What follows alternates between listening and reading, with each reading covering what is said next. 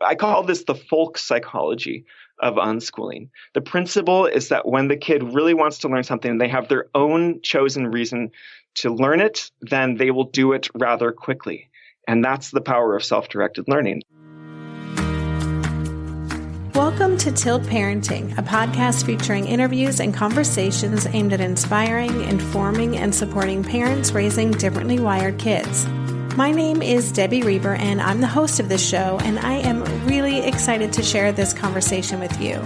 My guest is Blake Boles, the self-directed learning advocate behind Unschool Adventures and the author of several books on unschooling, including The Art of Self-Directed Learning, Better Than College, and College Without High School, as well as the host of the Off Trail Learning podcast. Now, you may be listening to this and thinking, I am not homeschooling my child, or unschooling is just not my thing.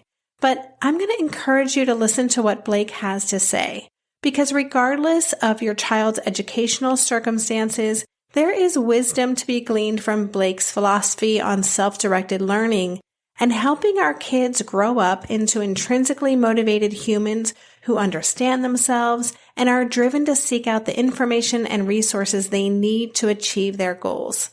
I also love that Blake's approach beautifully challenges those traditional timelines that our differently wired kids often don't meet anyway. So have a listen and let me know what you think. I'm curious to hear how this interview lands with you. Lastly, if you enjoy this podcast and would like to support its production and support all the work that Tilt Parenting is doing, please consider joining my Patreon campaign and supporting the show with a small monthly contribution. The money that comes in through Patreon goes directly toward covering the production costs for this show and for Tilt Parenting. Thank you so much for considering. And if you want to learn more or sign up, just go to patreon.com/tiltparenting or look for a link on any of the show notes pages. Thank you so much. And now here is my conversation with Blake.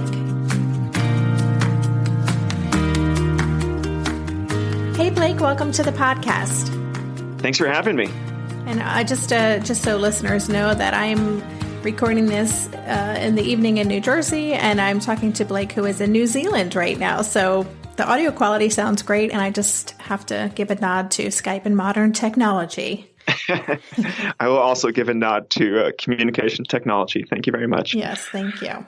So before we get started, I always like to just give guests an opportunity to introduce themselves, a little bit about, your personal why, and I'm sure this work is very personal for you. So can you tell us a little bit about what you do and why you do it? I've been working with teens who don't go to regular school for most of my adult career, and I didn't get into this as a young person myself. I went to public school in California.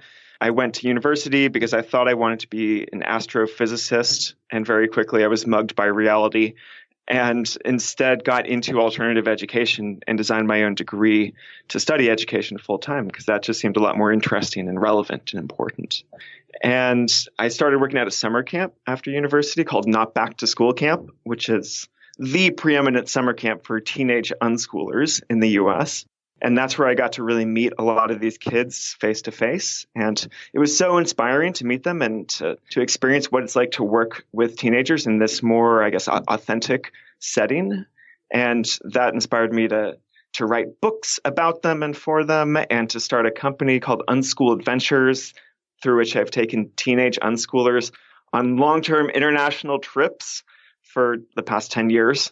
And that's how I've been making my money. And that's the short story, Debbie.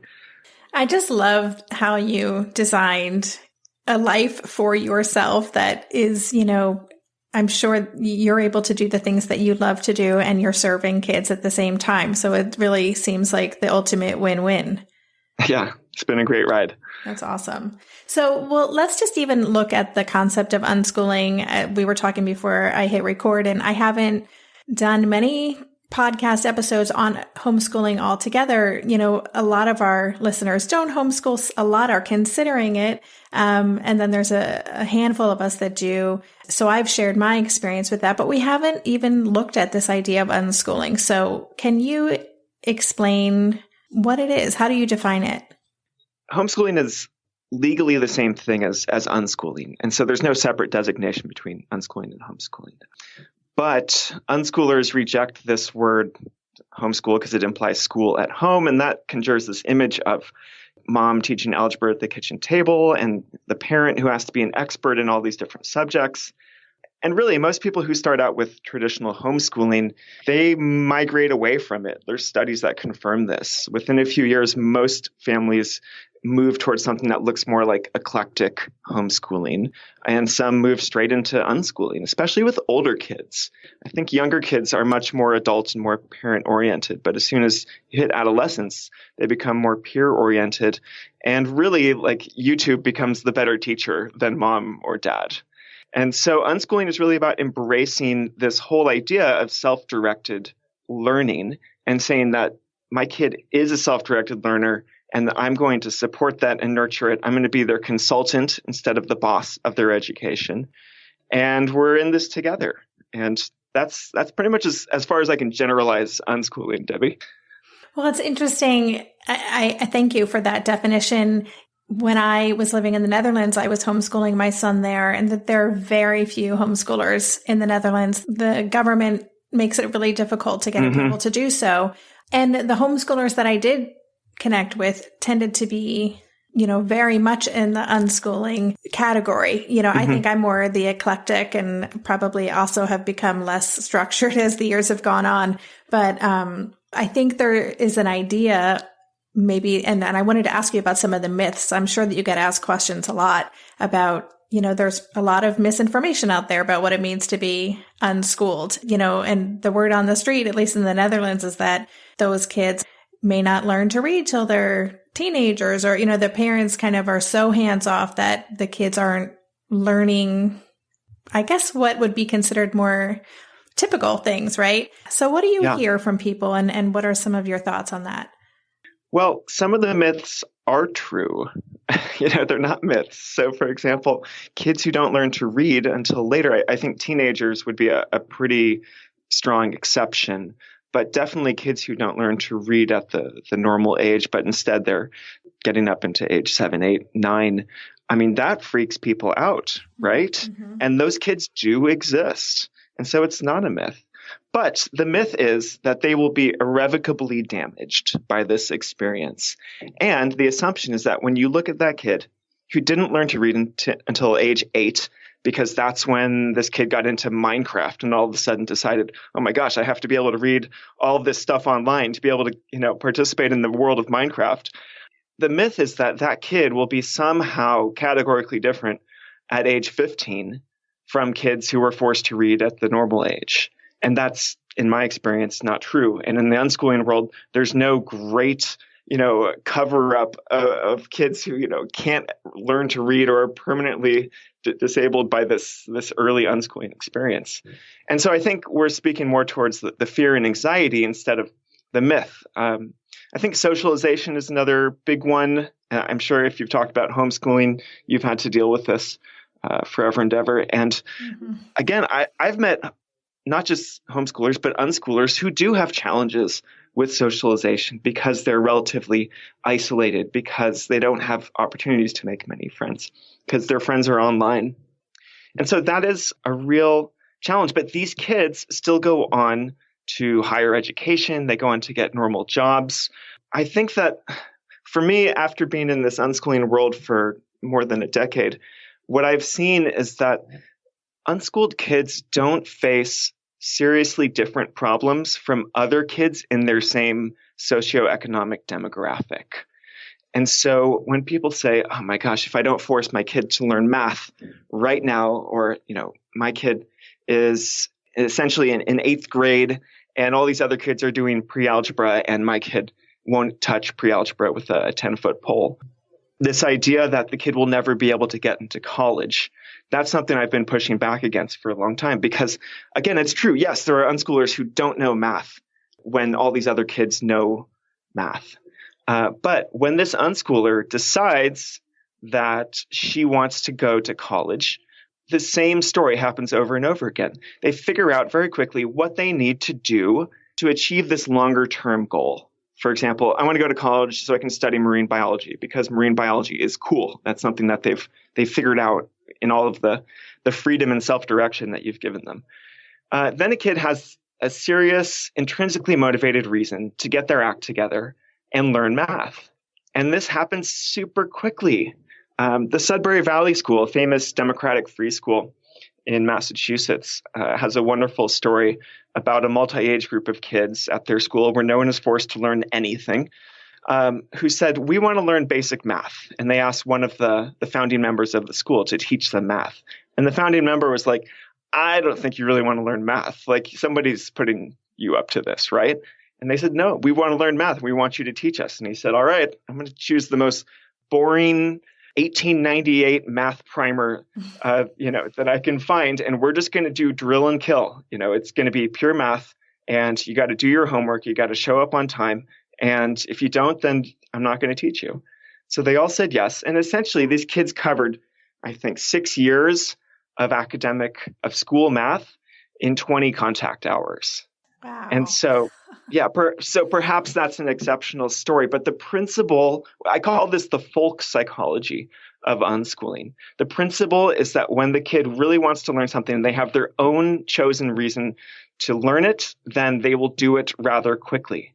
And that's the power of self-directed learning. That's why unschooling can lead to highly asymmetric kids in terms of their content knowledge. They might be really into Pokemon Go. They might be really into studying marine biology, and they might be completely devoid of these other subjects. But you know what? So are most adults. Like, I'm pretty good at thinking and writing and speaking about alternative education. My marine biology is in the tank. And that's a good pun. I didn't even try for that one, gosh. But that has not been a major liability for me, because the way that modern life works is we find something that we're good at, that we can excel at, where we can form a community and have connections, and we focus on that. Mm. And that's what unschoolers are doing. They're just practicing 21st century skills for survival a little bit earlier than the rest. Thank you. I love that answer so much. I mean, one of the things that jumped out at me early in your response was just this idea that it is so respectful of kids' timelines. That's something I talk a lot about in the Tilt parenting community, is because our kids are already often developing very asynchronistically. They are maybe socially in one place and intellectually completely different stratosphere. And they may have some, delays in a lot of areas.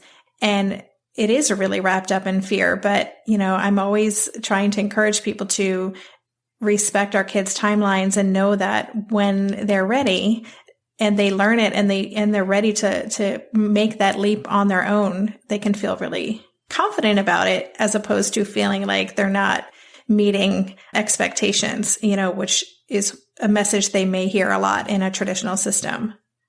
That's right. And when you take a kid who's been in the traditional system for a long time and you do give them a little dose of freedom, maybe you're thinking about dabbling with unschooling, you say, let's try this for 3 months. Most parents see their kids do nothing for 3 months, because that is the first taste of freedom that this kid has gotten. If you were in jail for a long time, you'd probably want to go and relax a bit too. And so there are these short-term tests that parents do that often look like failures regarding unschooling. But what you're really seeing is the deschooling process, which the rule of thumb is for every year the kid's been in school, give them a full month to do absolutely nothing, because they need to decompress. They need to experience boredom. They need to experience, the reason why they should be intrinsically motivated, because otherwise life is boring and pointless. And that self-direction tends to pick up. You just answered one of my questions. I was wondering if there is a detox period, but you call it deschooling, which I like. So that's pretty standard then, I would assume. And maybe again for differently wired kids who may be leaving the school system feeling especially depleted, or, not in a great space because of high anxiety or things that have happened, even trauma that may have happened at school. Mm-hmm. They might need even more time for that adjustment period. Yeah, and this happens with kids who might be neurotypical, but are stereotyped as the good students. This happens for kids who are stereotyped as the bad students.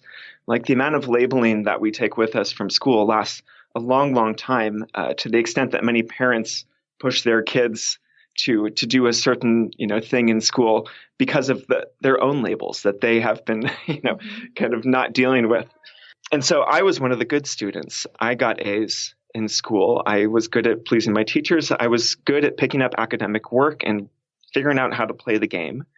And, that's a very satisfying thing to be the person on top of the pile in this kind of weird false hierarchy that we've created called school.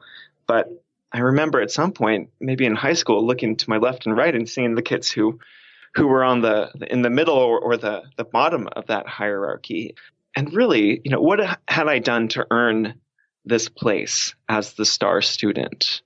I really feel like I just sort of stumbled into it kind of because my personality matched the kind of personality that school demanded. And to be one of the other students who's constantly being chastised and reprimanded and being told either explicitly or implicitly that they are dumb, they are stupid, and really worthless. Year after year, yeah, that's a traumatizing experience. I'm working on a new book right now, and the premise for the introduction is that one day we are going to look back on institutional schooling the same way that today we look back upon child labor and we look back upon foot binding of women in China, which happened for almost a millennium, slavery even. It's going to look like this thing where we're going to think, oh my God, how did most people just accept this as like the normal default okay thing to do? Almost everyone was complicit in it. So that's the gravity of the situation in my eyes. We'll be right back after this quick break. During this month of planning and organization for big transitions, rhythms and routines have been absolutely essential for our physical and emotional well-being. So Green Chef nights are reliably and predictably a good night. We know the ingredients will be fresh and prepped, the instructions easy to follow, and the meal delicious. We're all still talking about last week's turkey tacos with mango chimichurri sauce, refried beans, and Monterey Jack cheese. Green Chef contributes to a healthy lifestyle with easy and delicious menus like fresh seasonal salads and green bowls. And with over 80 weekly meal and market options, plus rotating options to suit a variety of lifestyles, whether Mediterranean, plant-based, calorie-smart, keto, protein-packed, gluten-free, there are always plenty of options to choose from. Whatever you select, you'll get farm-fresh ingredients, organic whole fruits and veggies, and premium proteins, all delivered straight to your door. I love those 4 words, straight to my door. Oh, and one more thing I love about Green Chef, they have an app, which means it's easy to manage meal preferences and delivery from your phone if you want to. And I, for one, want to. I am in that mode where I'm making the most of little moments like waiting in line at the pharmacy or for the F train to pull into the station to tackle all of those to-dos. So the convenience of an app is key for me. Green Chef has a special offer for Tilt listeners. Go to greenchef.com/tilt50 and use code TILT50 to get 50% off plus 20% off your next 2 months. That's 50% off plus 20% off your next 2 months when you use the code TILT50 at greenchef.com/tilt50. Maybe I've watched too many seasons of The Amazing Race, but every time I have to go somewhere on the subway, I treat it like a competition. It's all about making the right gut decisions about which route will get me there the fastest. Sometimes those decisions get me where I'm going early, and other times my gambles don't really pay off. Probiotics can't help with most gut decisions, but if your gut needs a little support, Ritual has your back. Their Synbiotic Plus, a 3-in-1 supplement, has clinically studied prebiotics, probiotics, and a postbiotic to support a balanced gut microbiome.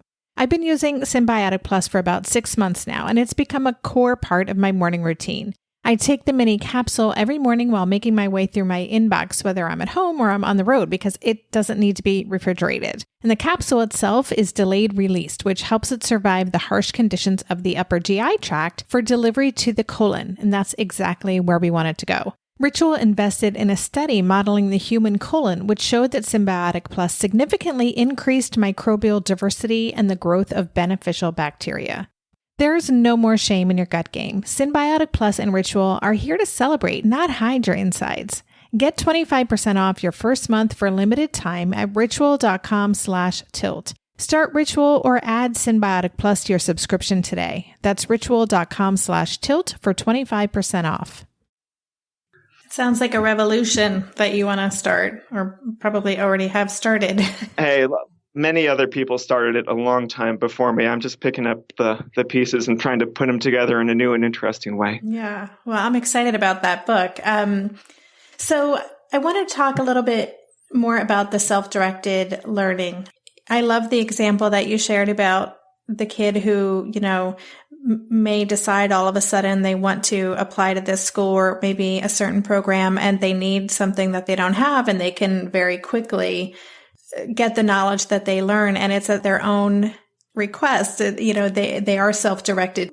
In your experience, do you feel that kids who are unschooled, launch into adulthood being better equipped to be self-directed in their lives in general? Yeah, definitely. And I think we need to be careful about kind of cause and effect here, because it might be that unschooled kids succeed as highly self-directed adults because they were born that way. They were just born wanting to take a more creative or entrepreneurial path, or just being more nonconformist in general. And so what we see as success really might just be a selection effect.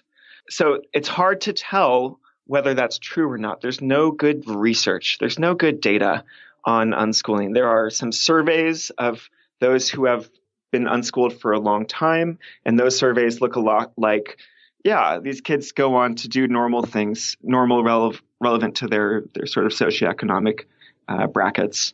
There are also surveys from these democratic free schools and other sorts of learning centers where you're essentially doing unschooling, but you're doing it in a community center.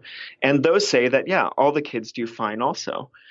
I think there is a good measured tilt toward being a little bit more creative, being a little bit more entrepreneurial when you're a grown unschooler. So again, whether that produces that skill or it's just fostering the pre-existing attitudes, I'm not sure. And now a quick break for a message from our sponsor. Today's show is brought to you by Audible. Audible is offering listeners a free audiobook with a 30-day trial membership. Just go to audibletrial.com/tiltparenting and browse the selection of audio programs, download a title for free, and start listening.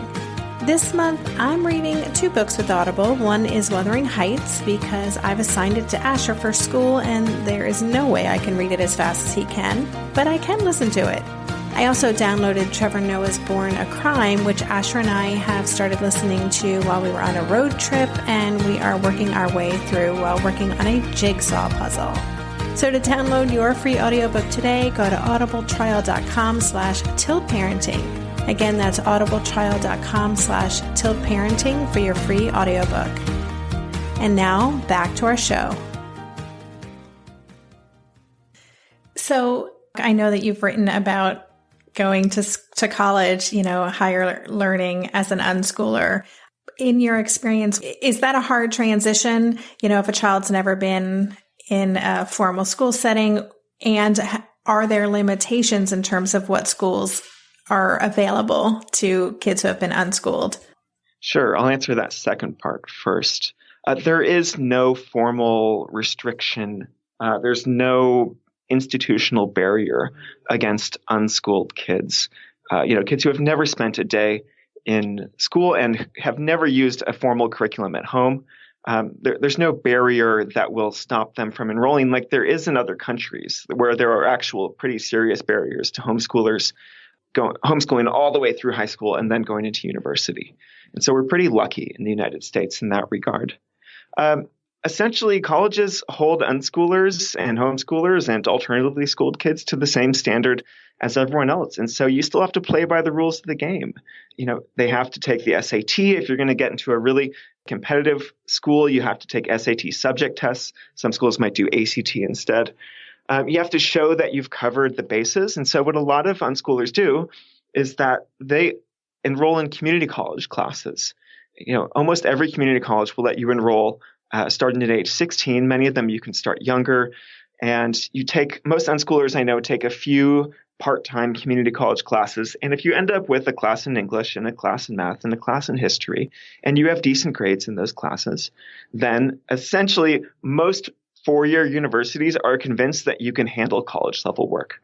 And anecdotally speaking, the kids I know who have gone on to universities their number one comment is like, wait a sec, I thought this was supposed to be harder. Like, there's a lot of people here who aren't taking this very seriously. These kids are going to college because they have made a more serious, more informed, more consensual choice to go there instead of what a lot of kids do, which is just, they're checking off the next box. And so unschoolers tend to do very well in college. And, they're not going to Ivy Leagues in droves. You shouldn't unschool if you have this hidden wish to, ensure that your kid will get into every top college. If you want to do that, then send them to the best prep school that money can buy. That's what wealthy families do. And so unschoolers do go to college. They go to all sorts and all ranges of colleges. There's no big barriers there. And they don't have problems integrating or socializing or handling the academics as long as they've had a little bit of exposure to formal academics before that. Okay. So I wanted to go back to self-direction a little bit. I was poking around on your website and I found a great post about giving kids more control. You referenced the book, The Self-Driven Child, which I loved. I've been talking with Dr. Stixrud to get him on the show. I think it's such a relevant, fantastic book. So as a homeschooling parent, this question is partly for me, but also I know that it's something that my audience will want to know as well, because this is kind of a common thing, and I'd love to know your thoughts. So after reading The Self-Driven Child, I was really feeling this kind of desire to give a lot more control to my son Asher. He's 14, and trying to, give him that freedom to kind of make his own decisions about what, which it's always been a collaboration, but I still was hounding him a lot about things. And so I took a big step back. Yet I'm also, as his homeschooling administrator, I feel responsible, in a way that I'm responsible for his education. So even in asking that question, maybe I'm not, but I wanted to know your thoughts on that balance between, it feels like a little more, if he was in school, I'd be like, hey man, it's your thing, figure it out. I would maybe have an easier time, but because I sometimes am also his teacher or, I feel like his coach or consultant, I never know what that balance is. One of my favorite lines, which I can only paraphrase from The Self-Driven Child, is when they're talking about the parent acting more like a consultant than a boss or manager of the kid's education. And if I think specifically about homework, they say if your kid's not doing their homework, you can make all these offers and incentives and suggestions, but fundamentally you have to let them fail. And the counter to that is, but what if my child will then fail in their life? And their rebuttal was, well, it's your child's life. It's not yours. And so one of the messages I took away from that book is that there is this kind of fundamental decoupling between parent and child. And often this means between mother and child that needs to happen in order for this kind of parent as consultant ideal to flourish.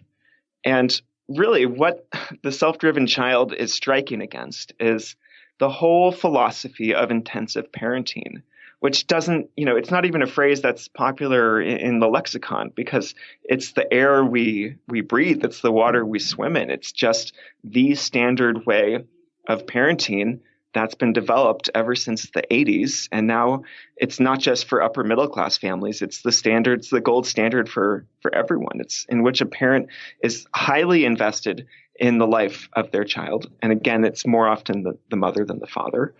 And there's a high degree of identification between parent and child.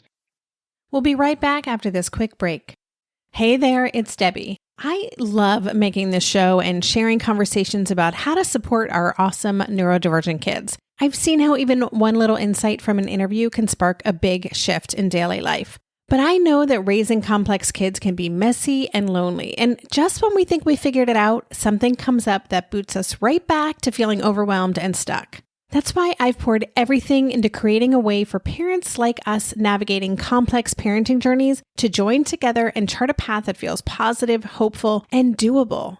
It's the brand new Differently Wired Club experience. In the club, you'll get personal support from me and other seasoned parent coaches, 6 live calls every month where you can connect and get your personal questions answered, the opportunity to learn directly from authors and experts like I have on this show, monthly themes for getting specific and tactical, an exclusive private podcast feed, and the best, most generous community of parents. Seriously, these folks show up for themselves and each other, and that right there is really everything, because it's a daily reminder that we're not alone. Our kids aren't broken, and we have totally got this.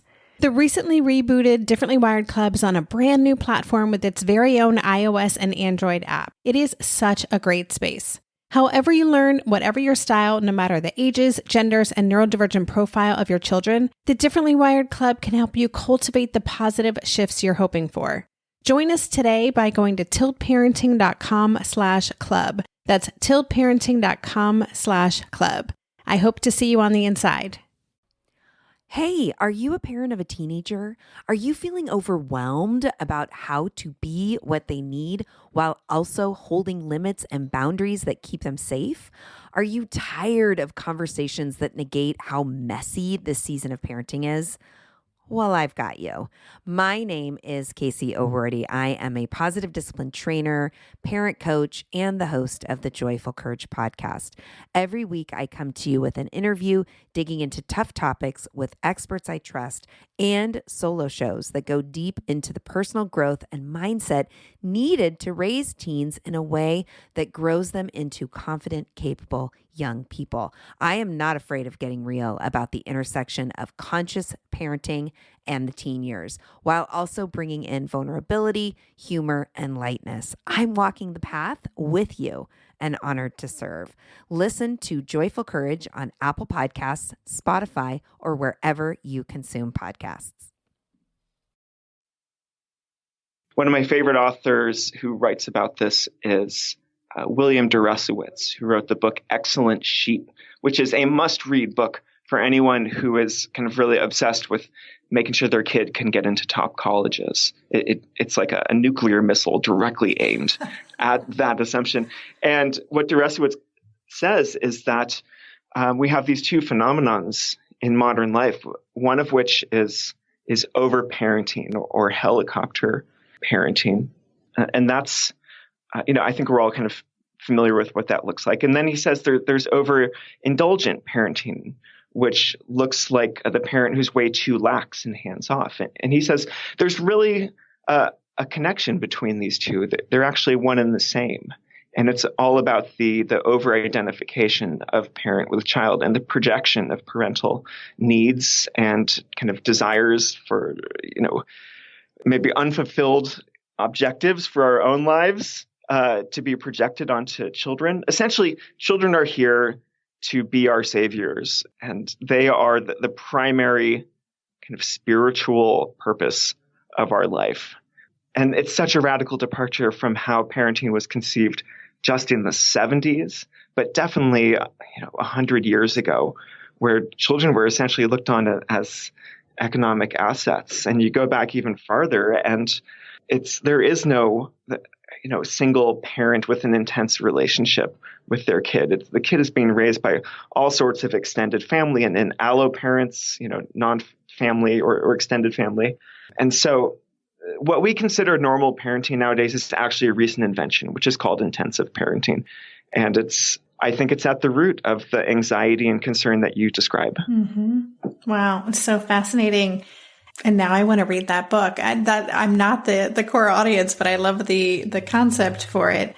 And I love this idea of decoupling, because I think that is, it's pervasive and it's to not be enmeshed with your child socially can be really tough too, right? Because there's so much judging that goes on. There is. Yeah. You're fighting against a whole culture. It's an extremely hard thing to do. I think it gets a little bit easier when you opt out of the school system, but you're still there. You're still surrounded by all these other parents. And I know many unschooling parents who are still practicing intensive parenting. Mm. And so it's not easy by any stretch. Yeah. It's a work in progress, I'm sure.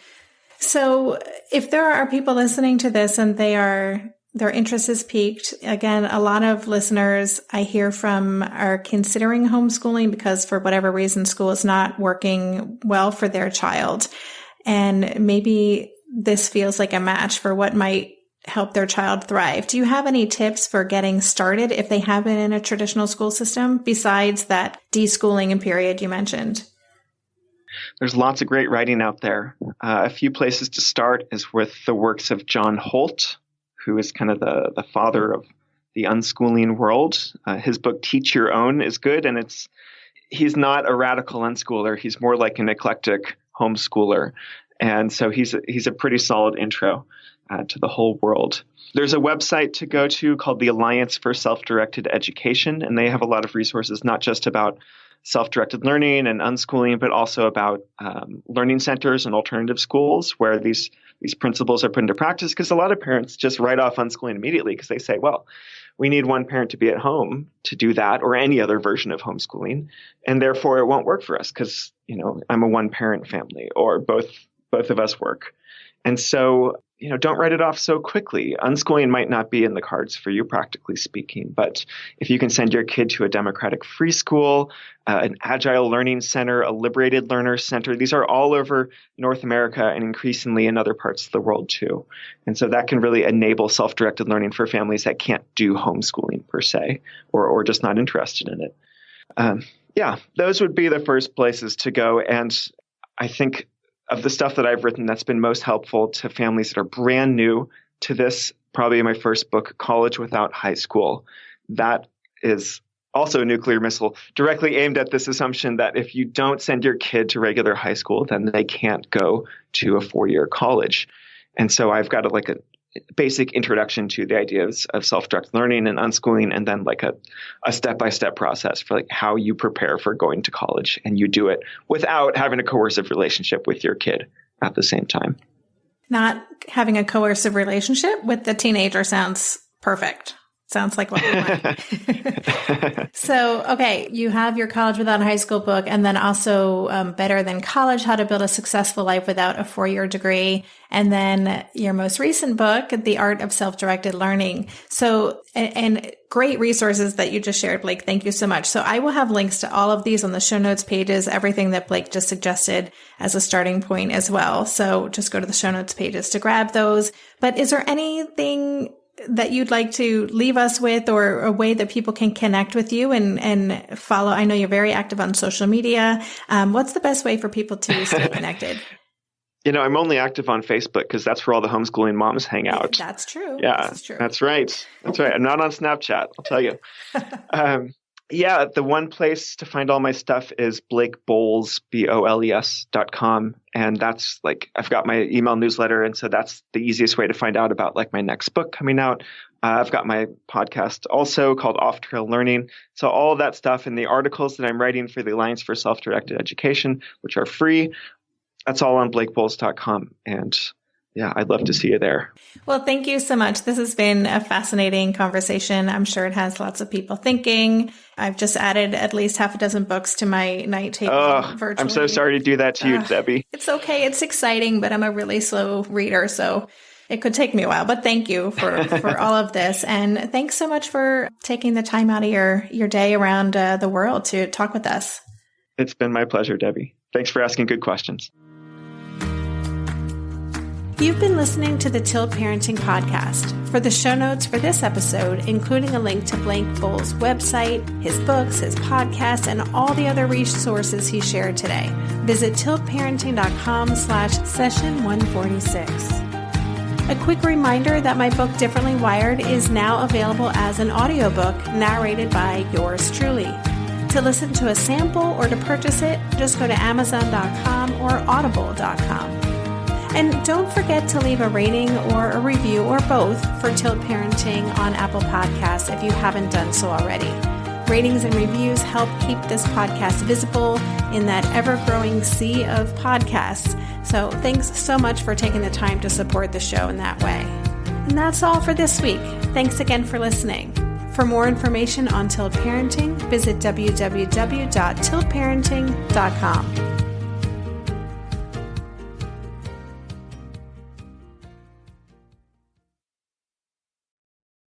Are you overwhelmed by the things that get in the way of you doing what you want to do?